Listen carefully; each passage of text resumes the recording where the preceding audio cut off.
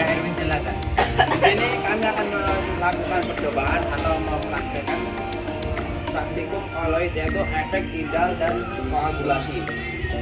Dan kita tahu apa itu efek tidal dan koagulasi. Efek yang pertama efek tidal. Koloid memiliki berbagai macam sifat yang dapat membedakan antara suspensi dan larutan.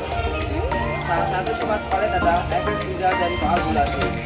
Efek tidal adalah gejala penghamburan cahaya ke segala arah oleh partikel-partikel koloid sehingga tampak seperti titik-titik terang atau lintasan cahaya.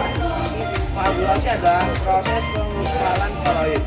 Pada kesempatan kali ini, kami melakukan praktikum pembuatan koloid. Terdapat 4 poin yang akan kami sampaikan. Yang pertama adalah angka dan bahan, yang kedua proses pembuatan, ketiga pembahasan, dan yang keempat kesimpulan.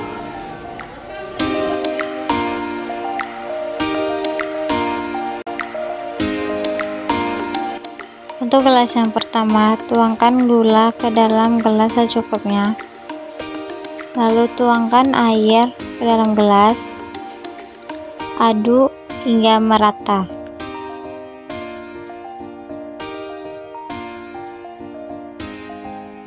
Untuk gelas yang kedua, masukkan 2 sendok susu kental manis. Lalu tuangkan air secukupnya.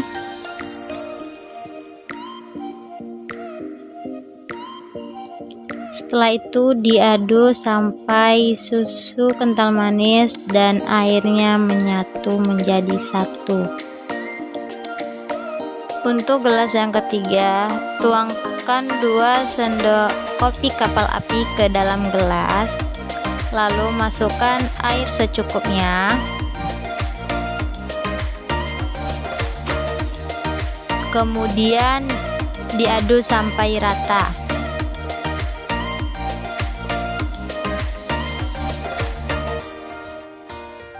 Untuk gelas yang keempat, masukkan jus tomat ke dalam gelas secukupnya. Kemudian tuangkan air secukupnya ke dalam gelas. Lalu aduk hingga merata.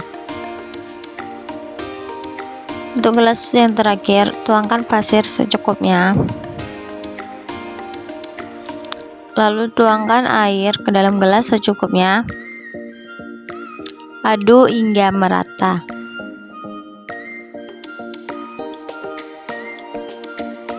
Pada gelas larutan gula, cahaya terlihat jelas dan cahaya dapat diteruskan ke sisi lain gelas, serta cahaya dapat menembus. Efek tidal dalam larutan gula ini tidak tampak, maka dari itu larutan gula disebut dengan larutan. Pada gelas larutan susu, di sini cahaya tidak dapat diteruskan atau menembus sisi lain gelas, melainkan dibiaskan ke segala arah oleh partikel-partikel yang merupakan ciri dari koloid. Maka, larutan susu ini disebut dengan koloid. Pada gelas larutan kopi, cahaya dan senter tidak dapat dilewatkan ke sisi lain gelas, serta tidak menembus, melainkan cahaya hanya berpendar dalam larutan. Maka, larutan ini dapat disebut dengan suspensi. Pada larutan jus, cahaya dan senter tidak dapat dilewatkan ke sisi lain gelas, serta tidak menembus, melainkan cahaya hanya berpendar dalam larutan. Maka, larutan ini dapat disebut dengan suspensi, sama dengan kopi. Pada gelas yang terakhir, campuran air dan pasir, cahaya dan senter tidak dapat dilewatkan ke sisi lain gelas, serta tidak menembus, melainkan cahaya hanya berpendar dalam larutan. Maka, larutan ini dapat disebut dengan suspensi.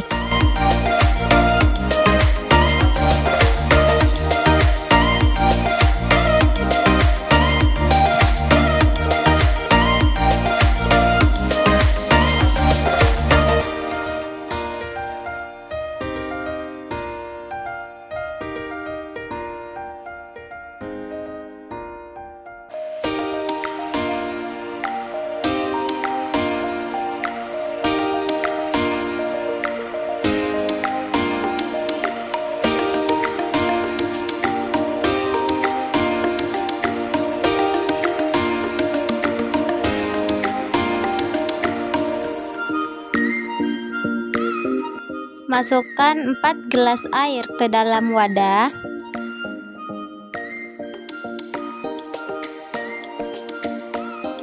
Kemudian buka bungkus agar-agar dan tuangkan ke dalam wadah.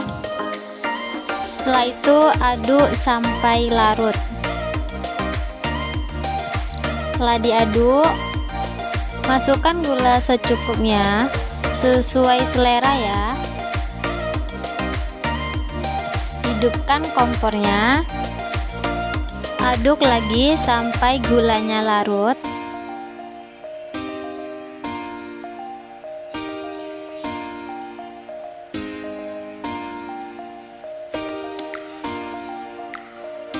Beberapa menit kemudian, agar-agar pun mulai mendidih dan mengental.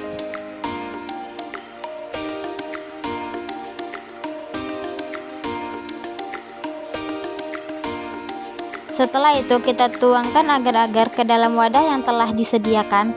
Terlihat jelas oleh kita sebuah proses perubahan larutan atau cairan menjadi gumpalan-gumpalan lunak, baik itu secara keseluruhan atau sebagian, atau juga sering disebut dengan koagulasi. Beberapa menit kemudian kita diamkan. Yang awalnya tadi mengental sudah mulai menjadi padat sepenuhnya, seperti yang kita lihat di dalam video ini. Setelah kita diamkan selama 1 jam lebih, agar-agar pun mulai padat. Dan koagulasi juga bisa didefinisikan sebagai sebuah proses penggumpalan suatu larutan atau cairan sehingga terbentuk padatan lunak atau keras seperti gel.